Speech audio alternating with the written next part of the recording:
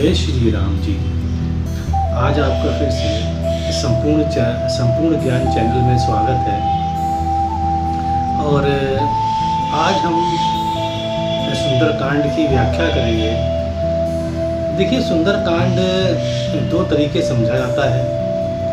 प्रथम ये समझाता है कि हर लाइन या हर पंक्ति का भावार्थ, पर हम यहाँ पर भावार्थ नहीं दे रहे हैं आपको, हम यहाँ पर शब्द अर्थ देंगे आपको। हम पहले आपको एक एक शब्द का अर्थ बताएंगे और फिर आपको पूरे पंक्ति का भावार्थ बताएंगे। तो आप ये देखिएगा कि जब आप एक एक शब्द का अर्थ खुद जान जाएंगे तो भावार्थ आपको निकालने में कोई भी कठिनाई नहीं होगी। तो हमारा प्रयोजन यही है कि आप सुंदरकांड का एक एक शब्द का अर्थ समझें। तब देखिए आपको कितना अच्छा लगेगा ये सुंदरकांड पढ़ने में, और आपको मज़ा भी आएगा। क्योंकि देखिए, सुंदरकांड हम जब पढ़ते हैं तो उसको हम पढ़ते जाते हैं बिना समझे। ये ऐसा मैंने अनुभव किया है, 90% केस में ऐसा देखा गया है। तो मैं चाहता हूँ कि आप इस सुंदरकांड को सही से समझें, हर शब्द समझें, जैसे आपको मज़ा ये दुगना हो जाए पढ़ने में। अच्छा, दूसरी बात ये मैं कहना चाहूँगा आप लोगों से कि देखिए, सुंदरकांड में 60 दोहे हैं। तो मैंने चार चार दोहे का ये 15 वीडियो बनाया हुआ है। इसलिए मैंने इसको 15 वीडियो में इसको डिवाइड किया है सुंदरकांड को, कि आप थोड़ा समय भी अगर आप सुंदरकांड को दे देंगे, रोज़ 20 मिनट 25 आधा घंटा भी एक वीडियो रहेगा, इसका वीडियो कोई रहेगा नहीं, तब आपको आराम से समझ सकते हैं और समझ सकते हैं इसको। और देखिए, जो भी सुंदरकांड का जो भी इसमें भाग होंगे वो नीचे डिस्क्रिप्शन में आपको लिंक मिल जाएगा, तो उसमें आप आराम से उस भाग को आप पढ़ सकते हैं। जय श्री राम। चलिए शुरुआत करते हैं। देखिए, हमारी शुरुआत करते हैं ये चौपाइयों से। जामवंत के बचन सुहाए। देखिए, यहाँ पर कहा गया है कि जामवंत जी ने जो वचन, मतलब कि जो कहा था हनुमान जी को, सुहाए किसको? सुहाए मतलब अच्छे लगे हनुमान जी को। तो जामवंत के बचन सुहाए, वचन मतलब जो बातें, और सुहाए मतलब अच्छा लगना। तो जामवंत की बातें अच्छी लगी किनको? हनुमान जी को अच्छी लगी। क्योंकि आपको शायद याद होगा कि जामवंत जी ने उनकी शक्तियाँ याद कराई थी। इसलिए यहाँ पर लिखा है तुलसीदास जी ने कि जामवंत के वचन सुहाए। तो जामवंत के वचन का मतलब हो गया बातें या उनके बारे में जो बताया, और सुहाए का मतलब हो गया उनको अच्छी लगी। किसको अच्छी लगी? हनुमान जी को। आगे चलते हैं। सुनी हनुमंत हृदय अति भाए। सुनी हनुमंत, तो जामवंत की बातें किसने सुनी? सुनी हनुमंत, हनुमान जी ने सुनी। और सुन के उनको कैसा लगा? हृदय अति भाए। हृदय में अति भाए मतलब अति अच्छा लगना। तो यहाँ पर यह कहा गया है कि जामवंत जी के वचन सुनकर हनुमान जी को बहुत अच्छा लगा। क्यों अच्छा लगा? क्योंकि उनको अपनी शक्तियाँ सब मालूम पड़ गई थी आज, इसलिए उनको अच्छा लगा था। तो ये इसका भावार्थ हुआ। शब्दार्थ हम पहले समझा चुके हैं आपको। चलिए आगे चलते हैं। जब लगी मोही, अब यह हनुमान जी कह रहे हैं, जब लगी मोही परिखेहु तुम भाई। ये कहना है जब लगी मोही परिखेहु। देखिए, परिखेहु का मतलब होता है राह देखना। तो ये कहते हैं हनुमान जी, जब लगी मोही परिखेहु तुम भाई, मतलब कि जब लगी मोही परिखेहु, जब तुम मेरी राह देखोगे तुम भाई लो, मतलब जब भी तुम लोग मेरी राह देखना भाई लो। ये तो आपको स्पष्ट हो गया। चलते आगे। सही दुख, सही मतलब सहना, सही दुख, तब आप दुख सहिएगा, मतलब कि मैं यहाँ नहीं होऊंगा तब आप दुख सहिएगा। सही दुख कंदमूल फल खाई, और उसके बाद अगर आपको भूख लगती है तो आप कंदमूल फल खाइएगा। फिर से बता दे रहा हूँ, जब लगी मोही परिखेहु तुम भाई। तो जब भी आपको मेरी राह देखिए, जब भी आप मेरी राह देखिएगा, तुम भाई मतलब आप लोग, तब क्या है? सही दुख, आप दुख सहिएगा और कंदमूल फल भी खाइएगा। आगे चलते हैं। जब लगी आवहों सीता देखी। देखिए, यहाँ पर अपना हनुमान जी प्रयोजन बता रहे हैं कि हम किस लिए जा रहे हैं, हम क्या करने जा रहे हैं। तो ये कहते हैं कि जब लगी आवहों, जब मुझे लगेगा, या जब मुझे क्या लगेगा? सीता ही देखी, मतलब जब मैं सीता मैया को देख लूँगा, चाहे दूर से, चाहे उनसे बात करके, तो जब लगी आवो, मतलब जब मैं सीता मैया को देख के आवो मतलब आऊंगा, तो जब लगी आवो सीता ही देखी होई काजू, काजू मतलब काम, तब मेरा काम क्या हो जाएगा, मोई हर्ष विशेषी, तब क्या हो जाएगा, होई काजू, तो मैं जो काम करूंगा, काम कौन सा करूंगा, सीता मैया को ढूंढने का, मोही हर्ष विशेषी, तब मोही क्या होगा, हर्ष कैसा होगा, एक विशेष प्रकार का होगा। क्यों विशेष प्रकार का होगा, क्योंकि मैं जा रहा हूँ इसी प्रयोजन से सीता माँ को ढूंढने कि मैया है कहाँ। यह कही मतलब यह कहकर नाई, नाई मतलब झुकाना, यह कहे नाई सब नहीं कहूँ माता। अब देखिए यह कही मतलब यह कह के, नाई मतलब झुकाना, सब नहीं मतलब सबको, कहूँ मतलब कह के, और माता मतलब माथा झुका के। फिर देखिए इसको पूरा पढ़ते, यह कहे नाई मतलब यह कह के उन्होंने झुकाया, क्या झुकाया, सब नहीं कहूँ माता, सभी को कह के माथा झुकाया, सभी को कह के माथा झुकाया।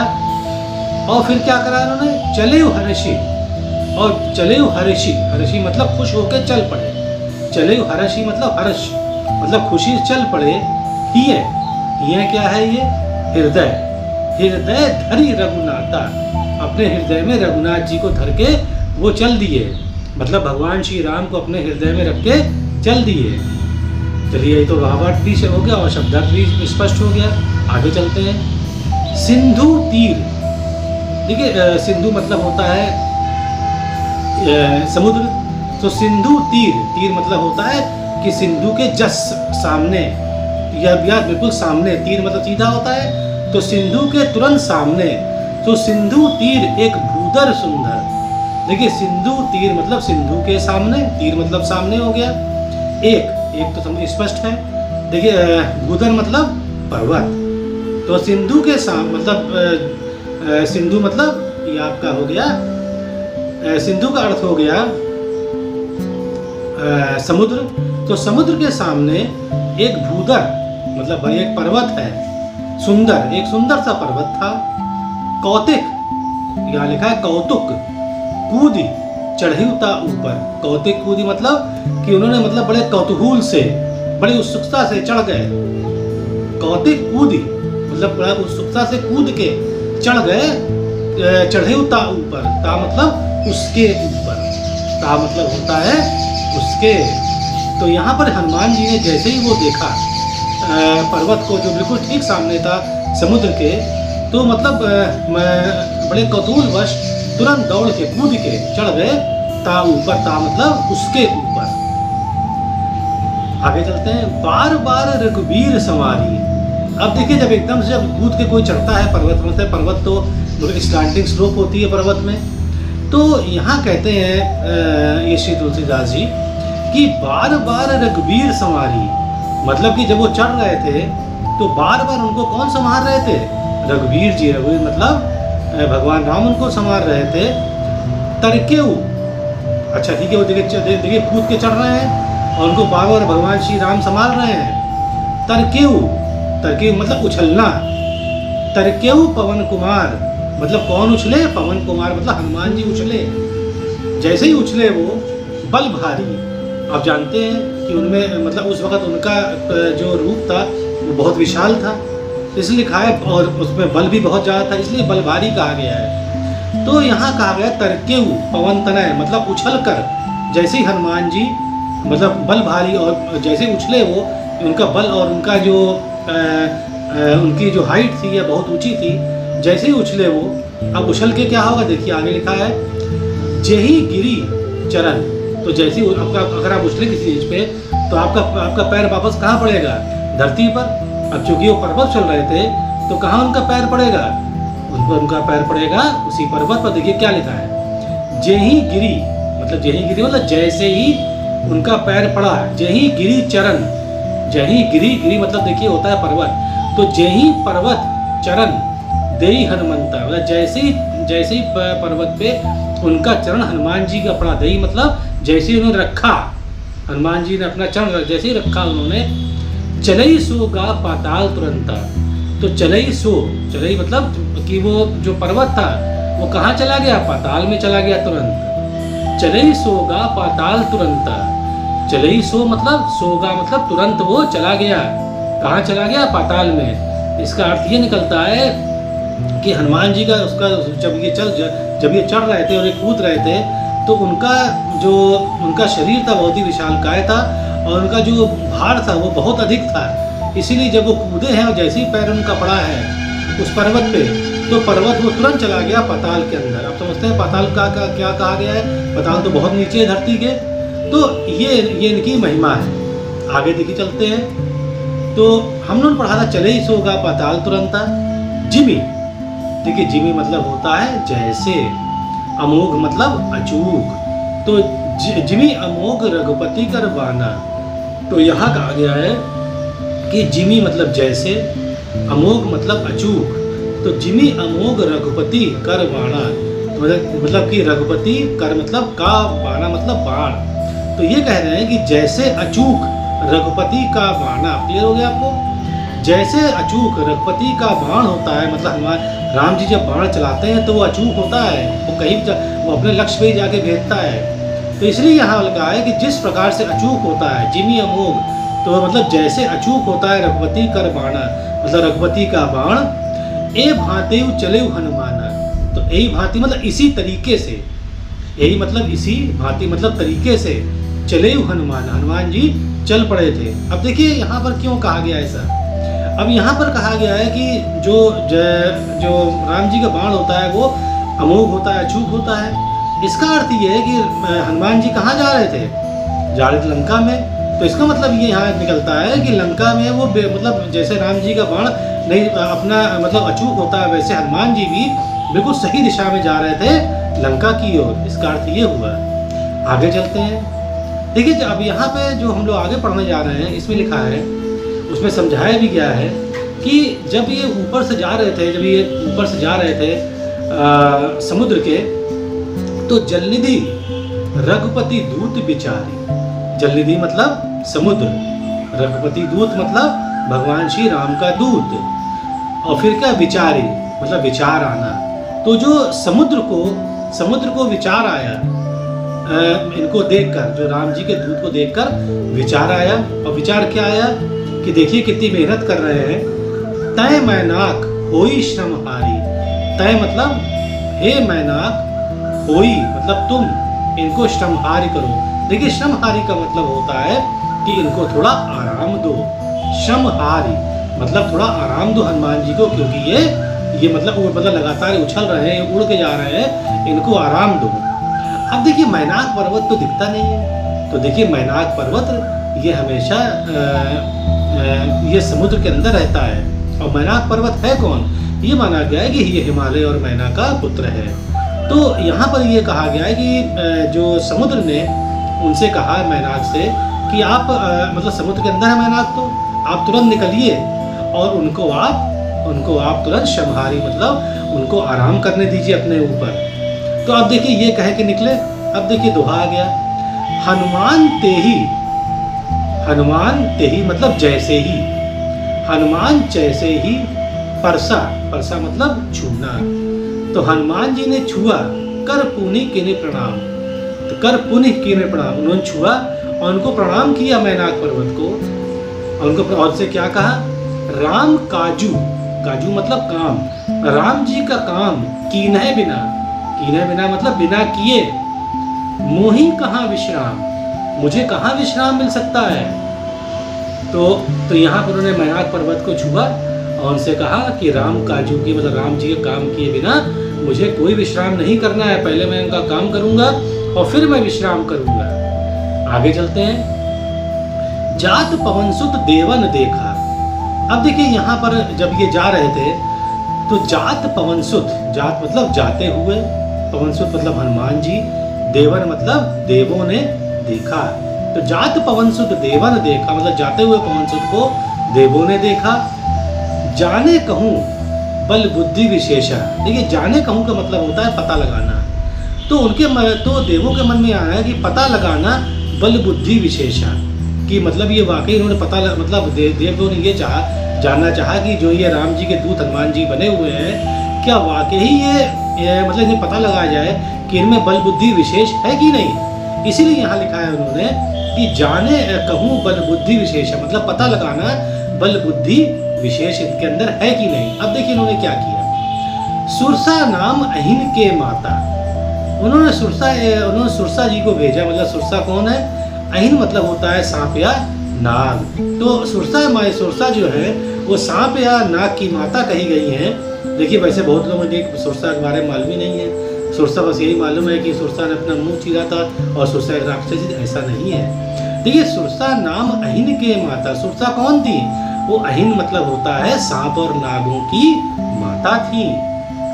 पठन आई के ही ते ही बाता, पठन आई मतलब उनको भेजा। किसने भेजा? देवताओं ने। तो पठन आई मतलब उनको भेजा देवताओं ने। कहीं ते ही बाता, कौन सी बात? ते ही मतलब पुरानी बात। वहां से पुरानी बात क्या थी? पुरानी बात ये थी कि वो सोच रहे थे कैसे पता लगाऊं कि ये मतलब इनकी बलबुद्धि विशेष है कि नहीं हनुमान जी की। इसीलिए कहा गया पठन आई, इनको भेजा गया कहीं ते ही बात, यही कहे ते ही मतलब उनकी बात कह के भेजा गया कि इनको जाके टेस्ट लीजिए, उनका चेक करिए कि वाकई वो इस लायक है कि नहीं लंका जाने लायक या उनके दूध बनने लायक। अब देखिए उनको टेस्ट करने के लिए जो सुरसा माता जा रही है। क्या लिखा है इन्होंने?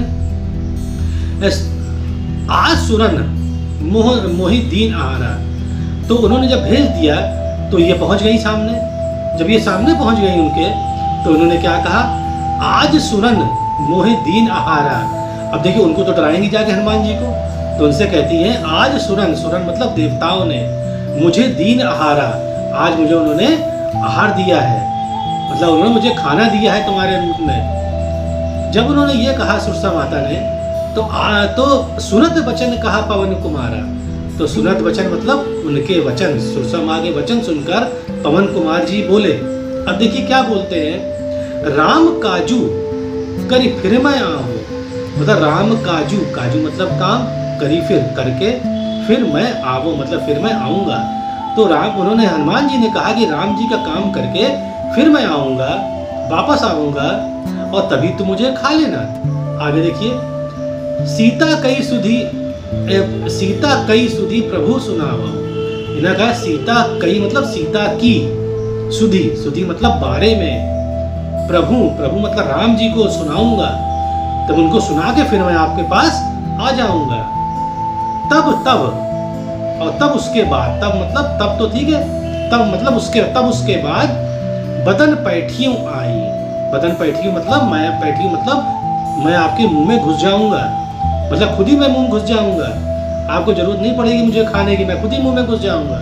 तो तब मतलब तब फिर बदन मतलब अपना शरीर, पैठियों मतलब आपके मुंह में घुस जाऊंगा खुद ही मैं, पैठियों आई। सत्य कह रहा हूं मोही जान दे माई, हे माई मुझे जाने दे। सत्य कहूं मोही, मैं सत्य मतलब कह रहा हूं, मोही मतलब मुझे जाने, जान मतलब जाने दो माई। तो गए मुझे वाकई सत्य कह रहा हूं माई मुझे जाने दीजिए। तो जब मैं लौट के आऊंगा सीता मैया के बारे में बता के आऊंगा तब मैं आपके मुंह में खुद ही घुस जाऊंगा आके।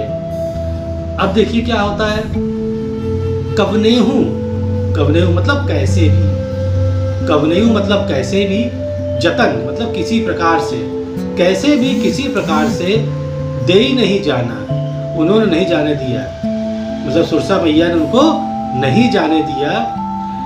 और कहा ग्रसी से ना मोही कहू हनुमान। तो हनुमान जी ने कहा ग्रसी से ना मोही, ग्रसी मतलब खाओ ना, मतलब मुझे मत खाओ, ग्रसी खाना, ना मोही मतलब मुझे मत खाओ, ग्रसी खाना, ग्रसी मतलब खाना होता है, ना मोही मतलब ना मुझे, मतलब खाना ना मुझे, हनुमान जी ने कहा। अब देखिए, अब सुरसा ने, अब आपको मालूम है कि हनुमान जी तो बहुत बड़ा रूप करके जा रहे थे। अब कितना बड़ा रूप था आपको इसी से मालूम, जब सुरसा ने अपना मुंह फैलाया, इसी से आपको मालूम पड़ जाए कितना विशाल रूप धर के हनुमान जी जा रहे थे। अब सुरसा ने कितना, देखिए लिखा हुआ है, जोजन भरी ते ही बदनू पसारा।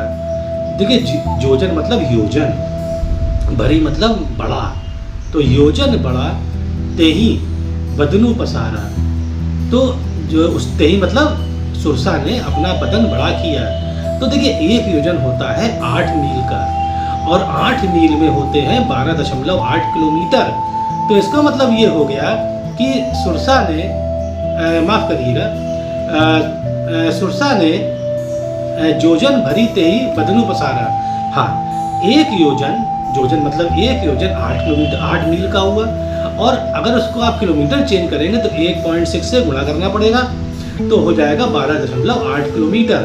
तो यहाँ पर सुरसा ने हनुमान जी देख के अपना बदन जो है वो 12.8 किलोमीटर कर लिया। तो सोचिए मुंह कितना बड़ा हो गया। तब हनुमान जी ने क्या देखिए क्या किया, कपि तनु मतलब कपि तनु मतलब शरीर, तो कपि ने अपना शरीर कीन मतलब किया, दुगुन मतलब दुगना, विस्तारा मतलब दुगना बड़ा कर लिया, विस्तारा मतलब बड़ा करना, दुगना बड़ा कर लिया उन्होंने। मतलब सुरसा ने अगर 1 योजन किया तो उन्होंने अपना शरीर को 2 योजन कर लिया, जैसे वो ना खा पाए। अब देखिए क्या हुआ, 16 योजन मुख ते थे। अब सुरसा ने क्या किया कि अपना जो मुख है वो 16 योजन कर दिया। मतलब 16 गुणे 8 करेंगे तो आपको मालूम पड़ जाएगा कि ये करीबन 128 उसने मील का कर दिया अपना मुख। 16 योजन मुख थे ठऊ, मुख का मतलब जानते हैं मुंह, और तेई मतलब सुरसा ने अपना मुंह बड़ा कर लिया। कितना बड़ा कर लिया, 128 मील का, फिर 16 गुणे 8 यही होता है। अब आगे देखिए क्या होता है, तुरंत पवनसुत 32 भयउ। तो जब उन्होंने 16 योजन का किया तो तुरंत पवनसुत 32 भय मतलब 32 योजन का उन्होंने अपना शरीर कर लिया। मतलब जितना वो मुंह फैला रहे थे उससे दोगुना उनका शरीर होता जा रहा था, कि जैसे वो उनको ना खा पाए। आगे देखें, जस जस सुरता, जस जस मतलब जैसे जैसे, सुरसा बदनु बढ़ावा, बदनु मतलब बदन, बढ़ावा मतलब बढ़ा रही थी। तासु, तासु मतलब वैसे ही, तासु मतलब वैसे ही, दून, दून मतलब दुगना, कपि रूप दिखावा, और कपि जो है अपना दुगना रूप उनको दिखा रहे थे। इसका अर्थ हुआ कि जितना बड़ा अपना मुंह कर रही थी उससे दुगना वो अपना शरीर करते जा रहे थे। अब देखिए क्या हुआ, अब यहाँ पर कहा गया है सत जोजन तेहि आनंद कीना। आखिरी में क्या हुआ कि जब ये एपिसोड खत्म होने वाला था तो सत जोजन, तो सुरसा ने अपना सत मतलब 100 योजन का, सत जोजन तेहि, सत मतलब 100 योजन, तेहि मतलब सुरसा, आनंद कीना मतलब उसने मुंह अपना बड़ा कर लिया। तो अगर 100 को गुणे 8 करिए आप तो कितना हुआ, 800। तो 800 मील का जब उसने मुख फाड़ा तब क्या किया इन्होंने, हनुमान जी ने अति लघु रूप पवनसुत लीना। अति मतलब बहुत छोटे हो गए, अति लघु रूप पवनसुत लीना, बहुत छोटे हो गए। लघु मतलब अति मतलब बहुत, लघु मतलब छोटा, रूप मतलब अपने शरीर का रूप छोटा कर लिया उन्होंने। पवनसुत लीना, पवन लीना मतलब कीना कर लिया। आपको शायद मालूम होगा कि इनको अष्टसिद्धि नवनिधि के असिद्धियाँ मिली गई हैं, तो उसमें एक सिद्धि अड़मा है, तो अड़मा सिद्धि से उन्होंने अपना शरीर बिल्कुल छोटा कर लिया। आगे चलते हैं, बदन पैठी मतलब बदन पैठी मतलब बदन पैठी मतलब मुंह में घुस के, मतलब बदन मुंह में घुस के पुनी बाहर आवा। स्पष्ट हो गया, पैठी मतलब मुंह में घुस के, तो बदन पैठी, बदन मुंह में घुस के मतलब उसके मुंह में घुस गए, और फिर तुरंत ये पुनी बाहर आवा। मांगा विदा ताहि सिरुन आवा, और उन्होंने मांगा विदा, विदा मांगी सुरसा मैया से कि माँ मुझे जान दीजिए, देखिए मैंने आपके मुंह में घुस के मैं बाहर निकल आया हूँ। ताही सिरुन आवा, ताही मतलब अपना सर झुका के उन्होंने उनसे आज्ञा मांगी कि मैया मुझे अब जाने दीजिए। तो अब देखिए यहाँ सुरसा क्या बोलती है, मोही सुरन जेहि लागी पठावा।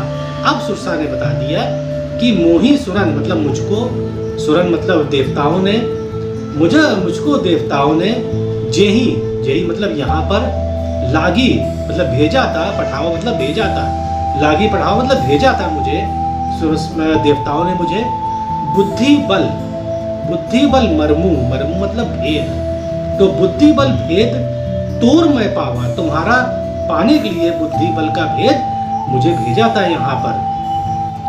अब चलिए चलते हैं दोहा 2 के ऊपर। तो देखिए हमको उम्मीद है आपको स्पष्ट हुआ होगा शब्दार्थ फिर भावार्थ भी। अब देखिए क्या कहा सुरसा ने, राम काजू सब करियू, मतलब राम का काम, काजू मतलब काम, सब, सबू मतलब सब, करियो मतलब करोगे, तुम बल बुद्धि निधान, निधान का मतलब हो गया भंडार, तो इनका कहना है राम जी का काम सब तुम करोगे क्योंकि तुम बुल बुद्धि के भंडार हो, ऐसा कहा सुरसा मैया ने। आशीष दे गई, आशीष मतलब उनको आशीर्वाद दिया।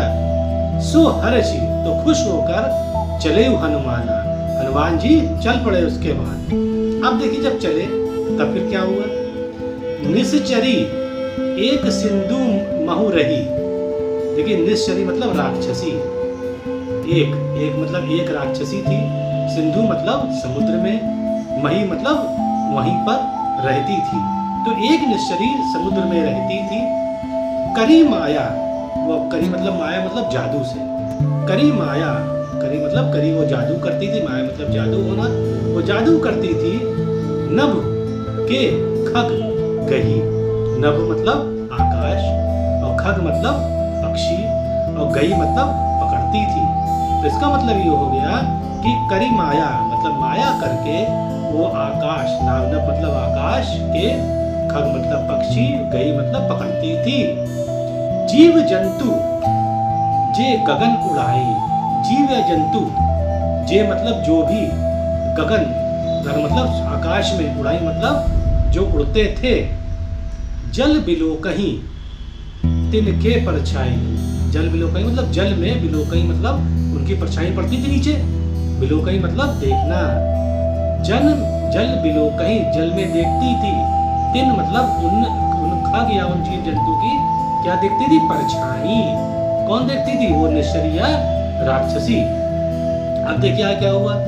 गही, गही मतलब पकड़ना, गही छा, वो क्या पकड़ती थी, छाए को। छा मतलब वो जो भी इमेज उनकी क्रिएट होती, जो भी प्रतिबिंब उनका पड़ता था नीचे समुद्र के अंदर, वही ऊपर से जा रहे हैं तो नीचे परछाई पड़ती थी।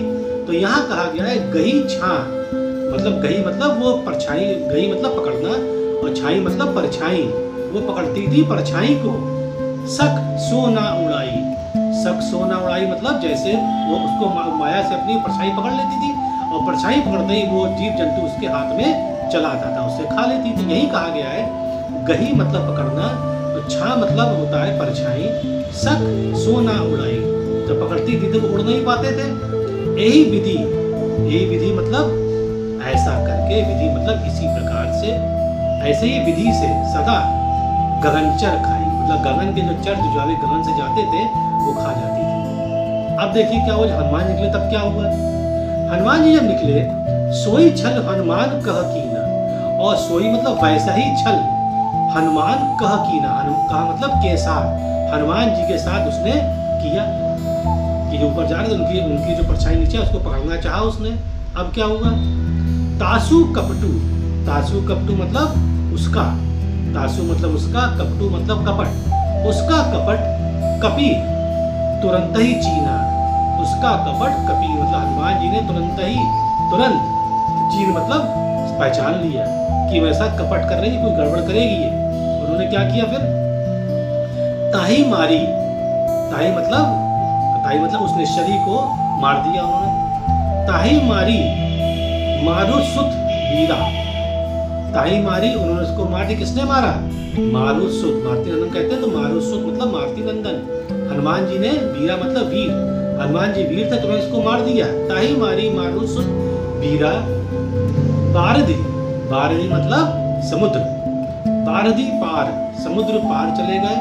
गयु मत धीरा, समुद्र पार गयु, अब वो समुद्र के पार चले गए, इसको मार के समुद्र के पार निकल गए, उसको मार दिया। समुद्र बारदी पार गयु मतलब समुद्र पार गयु, गयु मतलब गए।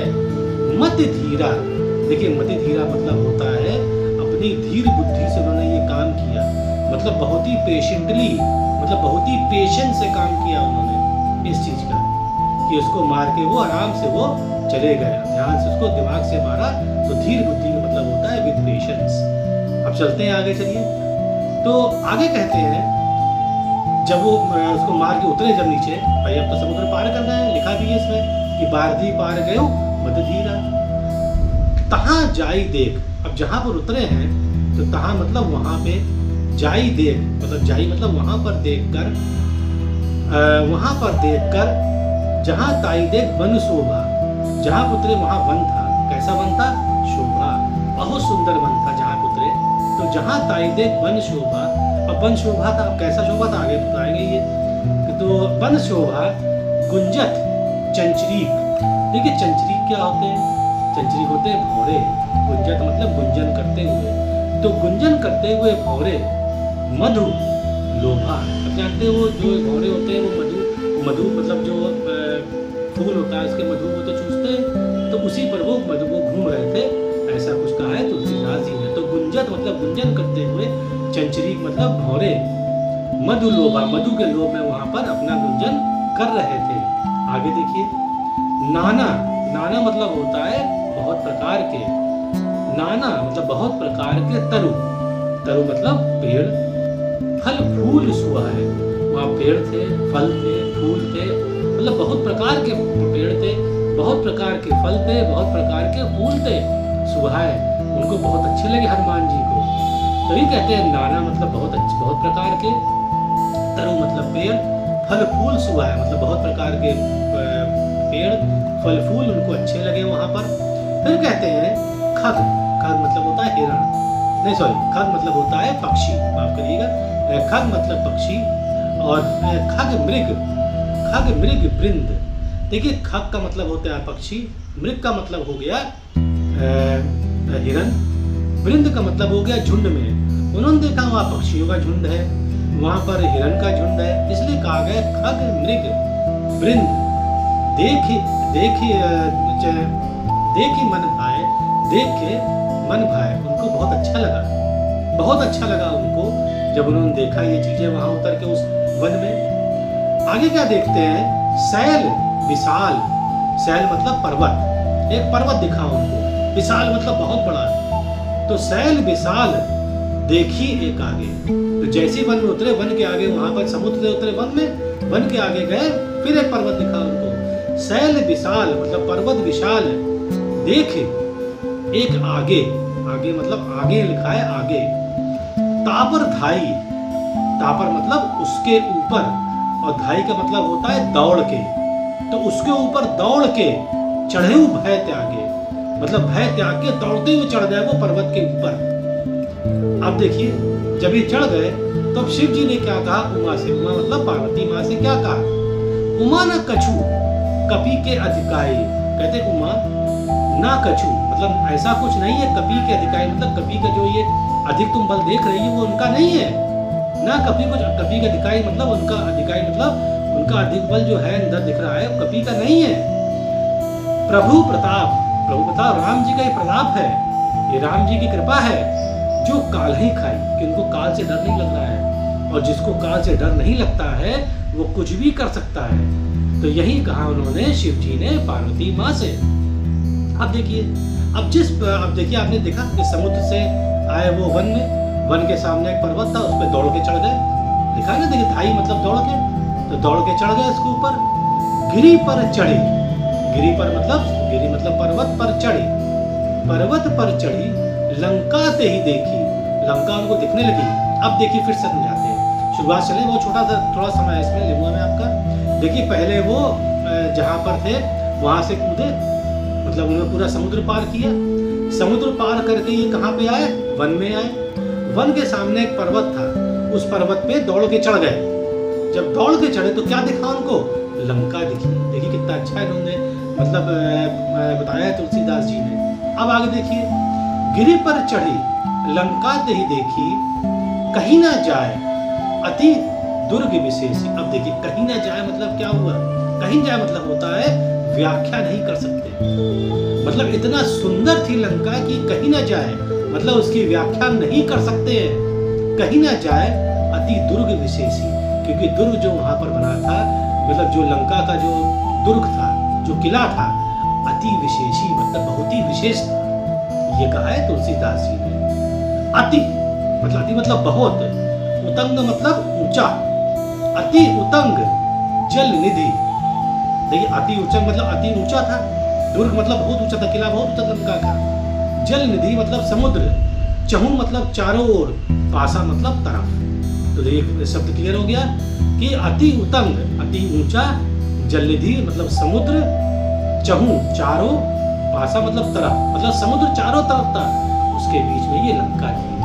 अब देखिए कनक कोट, कनक मतलब होता है सोना, तो सोने की लंका मालूम बनी थी आपको, तो कनक कोट, कोट मतलब होता है दीवारें, तो जो दीवारें थी कनक मतलब वो चमकती थी, चमक का मतलब होता है सोने की थी, कनक कोट कर परम प्रकाशा, उनमें इतनी चमक थी कि उससे प्रकाश बिल्कुल निकल रहा था। तो कनक मतलब सोना, कोट मतलब दीवार, तो कनक कोट करी परम प्रकाशा, और जो कोट क्या कर रही थी, कनक कोट करी परम प्रकाश दे रही थी। अब देखिए छंद पे आते हैं, छंद और भी अच्छा लिखा गया है इन्होंने, आप समझेंगे आप बहुत मजा आएगा इसमें। चलिए पढ़ते हैं। कनक कोट तो बताया था हमने, कनक मतलब सोने का, कोट मतलब दीवारें, सोने की दीवारें लंका की थी। विचित्र मणिकृत, मणि मतलब होता है सुंदर, मणियां उस पे जड़ी, मणिकृत, मणि मतलब मणि और कृत मतलब जड़ी हुई थी। तो पूरे सोने की दीवार पर विचित्र मणि जड़ी हुई थी, मणि मतलब मणि और कृत मतलब जड़ी हुई थी।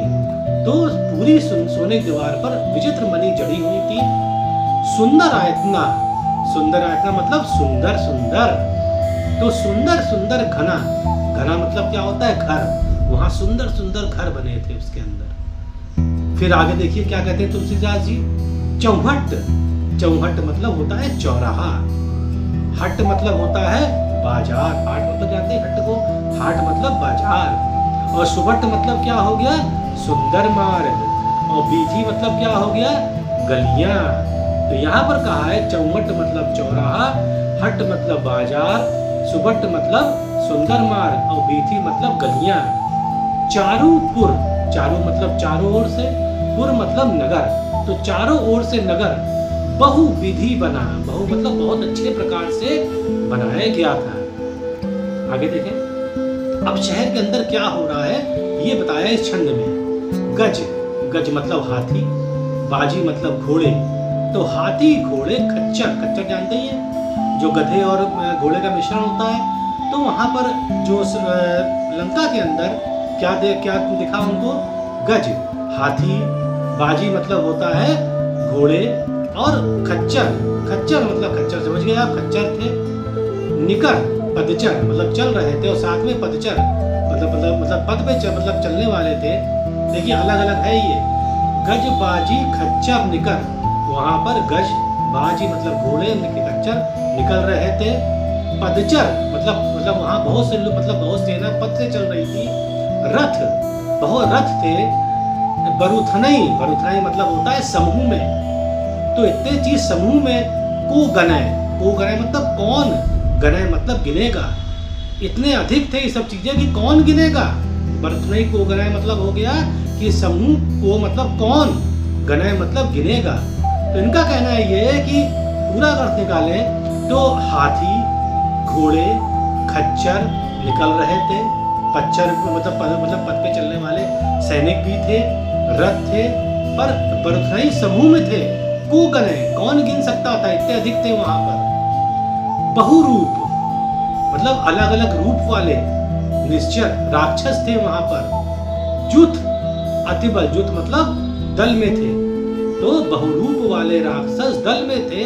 अतिबल बहुत बलशाली थे और मोटे तगड़े थे। तो अतिबल सेन मतलब सेना, अतिबल सेना थी। अतिबल सेन वर्णत नहीं बने, वर्ण मतलब व्याख्या, नहीं बने मतलब नहीं कर सकते हैं, ऐसा वहां का माहौल था, ऐसा वहां का रूप था लंका का। अब देखिए तुलसीदास जी क्या कहते हैं, वनवाग उपवन वाटिका। अब देखिए तुलसीदास जी कहते हैं वन बाग उपवन वाटिका। तो वन मतलब वन हो गया, बाग मतलब एक बगीचा हो गया, उपवन का मतलब हो गया वन का छोटा रूप, और वाटिका मतलब हो गया बाग का छोटा रूप। देखिए कितना अच्छा लिखा है इन्होंने, वन के बाद उपवन हो गया और जो बाग था वो वाटिका कर दिया इन्होंने, मतलब छोटा रूप उसका दे दिया। आगे है सरकूप बापी सोइए। देखिए सर का मतलब होता है तालाब, कूप का मतलब कुआं, और बापी ऐसा कुआं होता है इसको हम बोलते हैं बावलियाँ, जिसको बोलते हैं बावली या बावली, जिसमें सीढ़ी बनी होती है नीचे जाने के लिए कुएं के अंदर, उसे बोलते हैं बापी या बावली। तो यहाँ पर कहा है तुलसीदास जी ने सरकूप बापी सोइए।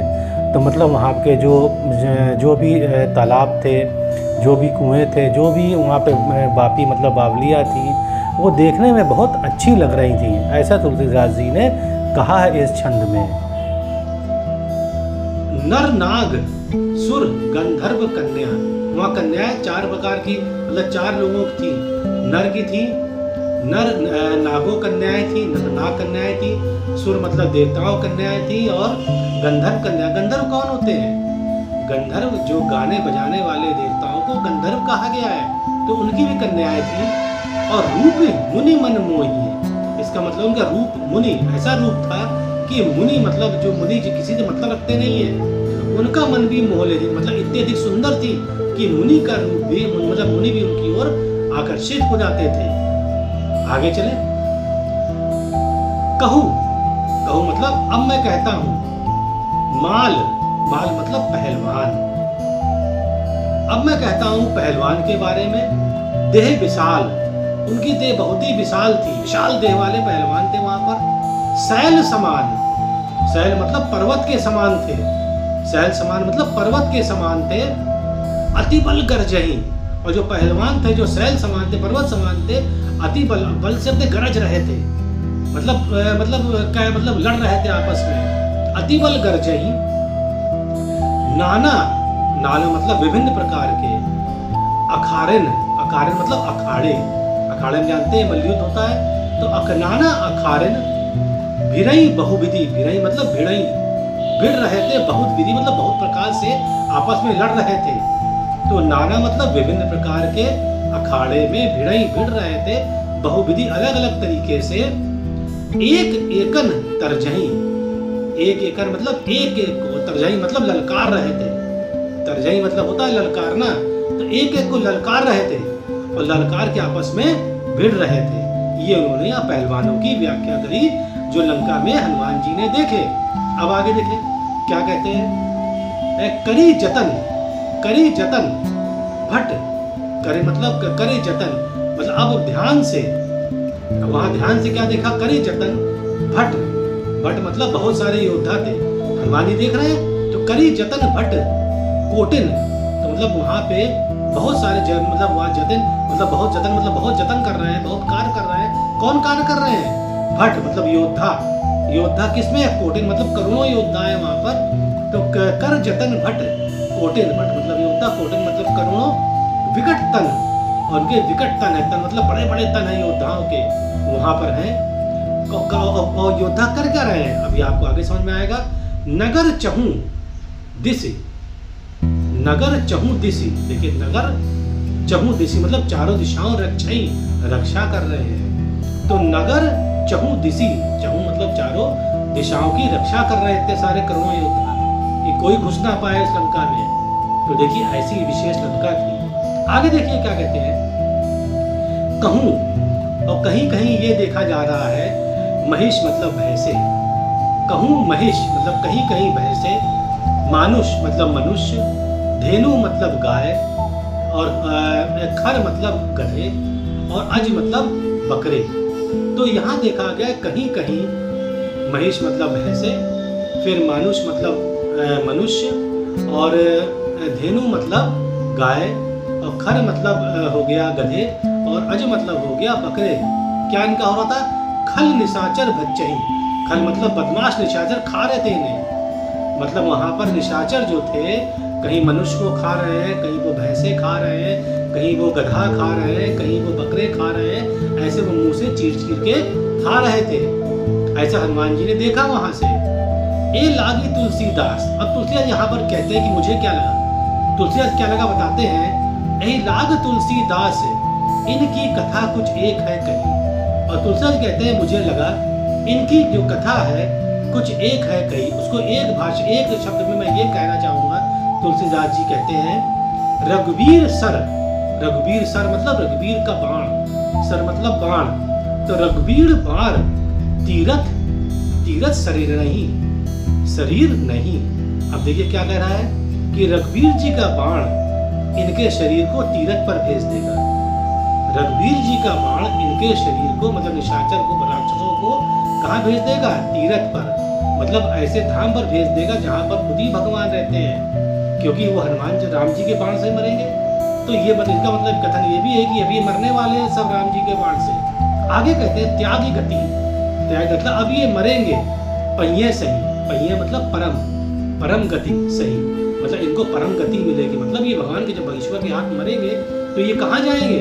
ये सीधे स्वर्गलोक जाएंगे, ऐसा इन्होंने छंद में बताया है। अब देखिए जब हनुमान जी ने ये देखा सब कुछ कि ऐसा यहाँ पर है, इतने करोड़ों योद्धा है, सब कुछ है यहाँ पर, तब उन्होंने क्या सोचा? देखिए दोहे में क्या लिखा है तीसरे में, पुर मतलब होता है नगर रखवारे, रखवारे मतलब नगर को जब देखने वाले, देख बहु, जब उन्होंने देखी बहु मतलब जब देखा बहुत सारे यहाँ पर रखवारे हैं, देख पुर रखवारे देख बहु, मतलब नगर के रखवारे देख बहुत से, कपि मन कीन विचार, तो कपि ने विचार किया मन में, कपि मन कीन विचार मतलब कपि ने मन में विचार किया। अब जब विचार किया तो उन्होंने क्या किया? अति लघु रूप धरो, तो उन्होंने जो अलबा नाम की सिद्धि उनके पास है उससे उन्होंने अति लघु मतलब अति मतलब बहुत, लघु मतलब छोटा, रूप धरो, उन्होंने बहुत छोटा रूप धर लिया। निसी नगर करो पैसा, और उन्होंने क्या सोचा? निसी मतलब रात, नगर मतलब जानते ही हैं, करो मतलब मैं करूंगा, और पैसार मतलब प्रवेश। उन्होंने कहा कि मैं रात में अब प्रवेश करूंगा इसमें। तो देखिए मैं एक बात कहना चाहूंगा कि जब भी सुंदरकांड पढ़े तो सुंदरकांड लेके बैठ जाए और उसमें आप पेन से ऊपर जो बता रहा हूँ उसको लिख लीजिए, थोड़ी देर में आपको याद हो जाएगा और आपको पूरा समझ में आ जाएगा, आपको जो मैं कह रहा हूँ खुद ही अर्थ निकाल लेंगे आपको। चले आगे चलते हैं फिर से चौपाई पे। तो जब उन्होंने सोचा कि रात में मैं निकलूंगा, अब देखिए रात में निकलते हैं तो क्या होगा? मशक समान रूप कपि धरी, अब मशक समान मतलब कि उन्होंने मच्छर समान, मच्छर के जैसा रूप कपि ने धर लिया। लंका ही चले सुमिर नरहरि, और लंका में घुस गए, लंका की ओर चल पड़े, सुमिर याद करके, नरहरि, नर मतलब नर से जो नर मतलब हरि जो मनुष्य रूप में थे, नरहरि मतलब राम जी, तो राम जी का वो याद करके वो चल पड़े। किसका कैसे चल पड़े? वो मच्छर का रूप धर के, मशक समान रूप कब धरे। अब देखिए क्या होगा? नाम लंकनी एक निश्चरी, और वहीं पर एक और नाम लंकनी, उसका नाम लंकनी था, एक निश्चरी, एक राक्षसी थी, उसका नाम लंकनी था, वो भी वहाँ पहरेदारी करती थी, इसीलिए कहा गया नाम लंकनी एक निश्चरी, तो उसका नाम लंकनी था और वो एक निश्चरी थी, एक राक्षसी थी। सो कहा चलसी मोहि निंद्री, सो कहा मतलब उसने कहा, इससे कहा हनुमान जी से, सो कहा मतलब उसने कहा, चलसी मोहि, कहाँ जा रहे हो? चलसी मोहि निंदरी, निंदरी मतलब मेरा निरादर, निंदरी मतलब निरादर होता है, तो मोहि निरादर, मेरा निरादर करके कहाँ चले जा रहे हो? देखिए जबकि हनुमान जी ने छोटा रूप तब भी वो पहचान गई, तो उसने कहा मेरा सो कही, उसने कहा चलसी मोहि निंदरी, चलसी मतलब कहाँ चले जा रहे हो? मोहि निंदरी मतलब मेरा निरादर, मतलब मेरा निरादर करके कहाँ चले जा रहे हो? उसने कहा। अब देखिए आगे क्या होता है। अब हनुमान जी ने क्या किया, देखिए क्या हो गया। पर उससे पहले ये और बोली है, जाने नहीं मरमू सठ मोरा, जाने नहीं क्या तुम जानते नहीं हो? मरमू मतलब भेद मेरा, भेद सठ, सठ मतलब मूर्ख, उसको मूर्ख कह रही हनुमान जी को, सठ मोरा, क्या तुम मेरा भेद नहीं जानते हो? मैं कौन हूँ? मैं लंकनी हूँ, तो मेरा भेद नहीं जानते हो? मोर आहार, मेरे आहार हो, जहाँ लगी चोरा, और जहाँ तुम चोरी से घुस रहे हो तुम मेरे आहार हो, मैं तुम्हें खा जाऊंगा। अब देखिए जब ये सुना हनुमान जी गुस्सा आ गया। अब हनुमान जी देखिए क्या किया, मुठका, मुठका मतलब एक घूसा, मुठका एक मतलब एक घूसा, महाकपि हनि मतलब महाकवि मतलब हनुमान जी ने हनि मतलब मार दिया।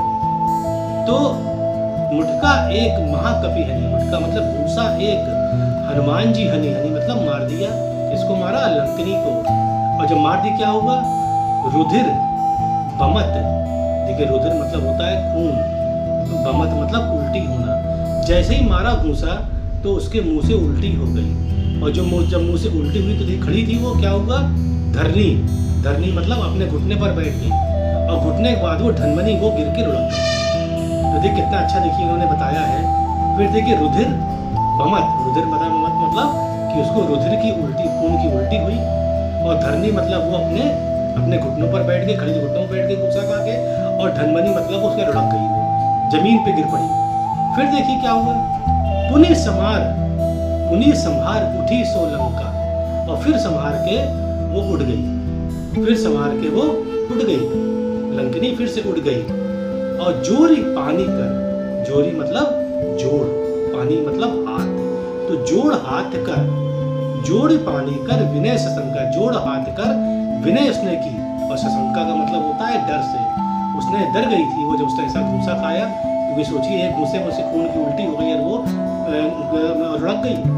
तो जोड़ पानी कर, जोड़ हाथ कर विनय सशंका, डर के मारे उसने विनय किया और कहा और बताया उसने, जब रावण ही, थोड़ा सा आगे बढ़ गए थे फिर चलते हैं पीछे, जब रावण ही ब्रह्म वर दीना, जब रावण ने, जब ब्रह्मा जी ने रावण को वर दिया था, जब रावण ही ब्रह्म वर दीना, जब ब्रह्मा जी रावण को वर दिया था, तब उन्होंने क्या कहा था, अरे चलत बिरंची कहा मोहि चीना, चलो चलत बिरंची कहते हैं ब्रह्मा जी को। तो बिरंची मतलब ब्रह्मा जी चलते हुए मुझसे क्या कहा था, कहा मुझे, मतलब मोहि चीना मतलब मुझे एक चिन्ह दिया था। अब देखिए वो चिन्ह क्या था, वो बता रही है हनुमान जी को, विकल होसी तय कपि के मारे, विकल होसी मतलब जब मैं व्याकुल होंगी कपि के मारने पर, तब जाने सिव, जाने सिव तब समझ लेना है, मतलब समझ लेना, निश्चर संघार है, तब निश्चर का कोई संघार, मतलब संघार शुरू, निश्चर अब बचेंगे नहीं, सब निश्चर मार दिए जाएंगे। तो ये चिन्ह बताया था ब्रह्मा जी ने कि जब भी मुझे कोई कपि मारेगा और मैं व्याकुल हो जाऊंगी, तब समझ लीजिए उस दिन से निश्चरों का या राक्षसों का अंत शुरू हो जाएगा, ये उसने कहा। अब वो क्या हनुमान जी से क्या कहती है, तात, तात मतलब देखिए पिता भी होता, आदरणीय होता, आदरणीय यहाँ मतलब हुआ आदरणीय मोर, मतलब तात मोर मतलब आदरणीय मेरे, अति पुण्य बहुता, मतलब अति पुण्य बहुता मतलब मैंने बहुत सारे पुण्य किए होंगे, देखे नयन राम कर दूता, तभी मेरे नयन ने आज राम कर दूता, राम जी के कर मतलब के, राम जी के दूत को आज मेरे नयन ने देख लिया है। इन्होंने आज समझ गई थी वो राम जी के दूत है, क्योंकि ब्रह्मा जी ने वर दिया था, बताया था चिन्ह इनको क्या क्या होगा, तभी समझ गई यहाँ पर लंकिनी कि अब ये राम जी के दूत है। अब देखिए दोहा 4 क्या कहता है, तात मतलब आदरणीय, स्वर्ग अपवर्ग, स्वर्ग मतलब जानते हैं, अपवर्ग मतलब मोक्ष, तात मतलब स्वर्ग मोक्ष, सुख धरेयु तुला एक संग। इनका कहना है कि जो सुख हमें मिलता है मोक्ष से या स्वर्ग जाने से, उसको एक तराजू में, तुला मतलब तराजू होता है, तो सुख धरेयु तुला एक संग, तो उन दोनों सुख को तराजू के एक भाग में रख दीजिए। देखिए स्पष्ट है ना, धरेयु तुला एक अंग, अंग मतलब होता है एक ओर, भाई तराजू में 2 पड़ले होते, एक पड़ले में आप रख दीजिए किसका सुख, मोक्ष और स्वर्ग। अब देखिए दूसरे पड़ले में क्या रखिए, आगे कहती है ये लंकनी, तूल ना ताही सकल मिले, तूल मतलब बढ़ नहीं पाएगा, तूल ना ताही सकल मिली मतलब बढ़ नहीं पाएगा, सकल मतलब पूरा, मतलब कोई चीज, मतलब वो जो अगर आप जो रखने जा रहे हैं, जो सुख लव सत्संग, लव मतलब होता है क्षण, मतलब जो सुख मुझे आपसे मिला है, जो सुख मुझे, तो जो उसकी अनुभूति है उसको अगर आप दूसरे पड़ले पर रख देंगे, तो जो पहला पड़ला दूसरे पड़ले को झुका नहीं पाएगा।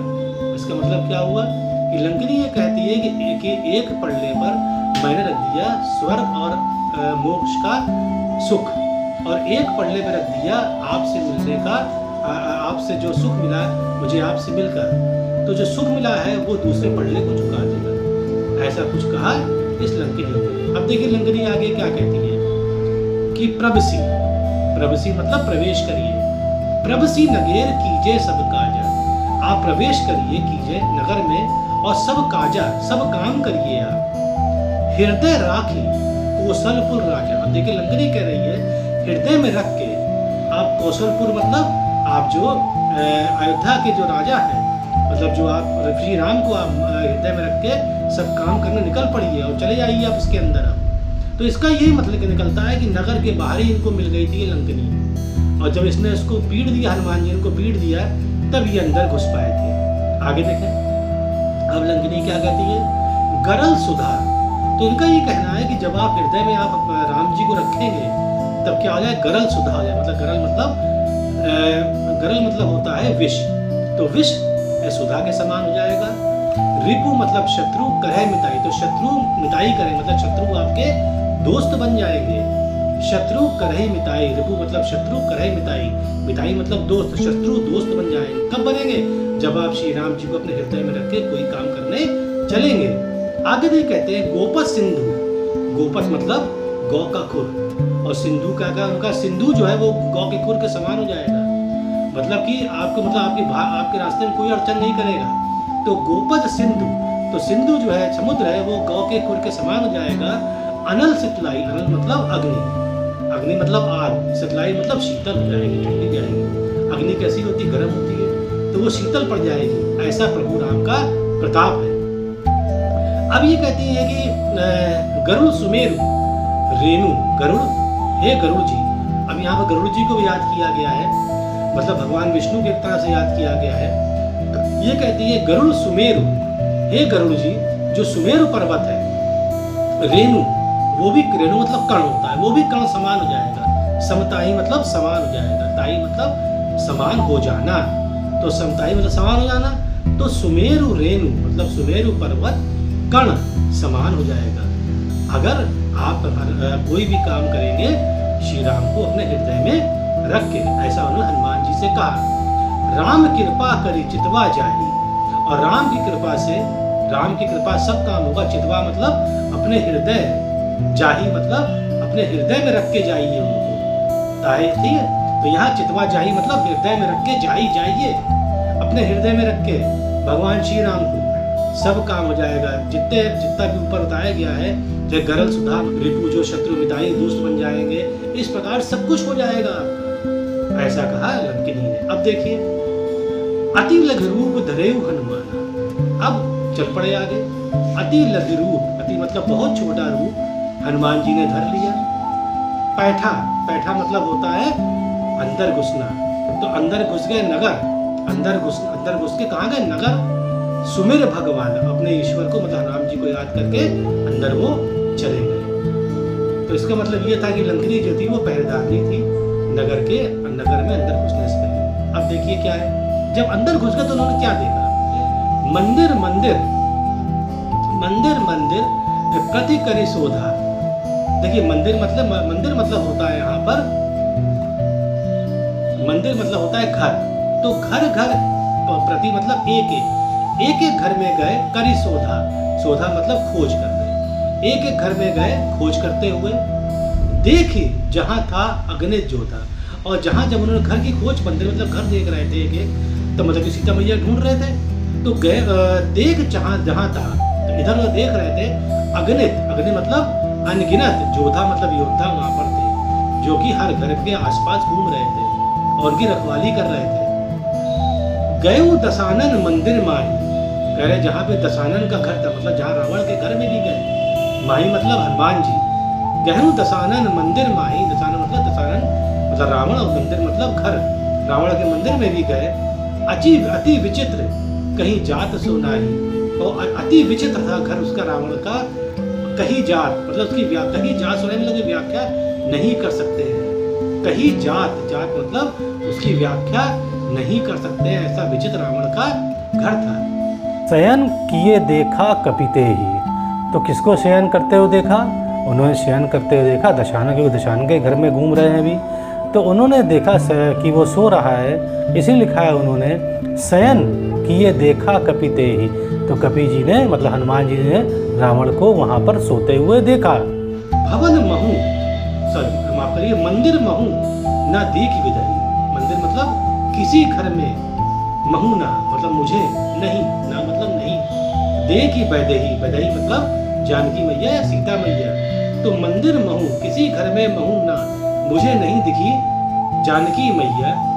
भवन एक पुनी दीख सुहावा, तभी मुझे एक भवन दिखा जो मतलब एक पुनी मतलब फिर से भवन दिखा मुझे, दीख सुहावा, जो बहुत अच्छा लग रहा था देखने में। हरि मंदिर तहाँ भिन्न बनावा, पर वो भगवान के मंदिर से या भगवान के घर से थोड़ा वो अलग बना हुआ था। तो देखिए आज हमने यहाँ पर आप हम लोग अगले वीडियो पर इसमें 5वां दोहा शुरू करेंगे।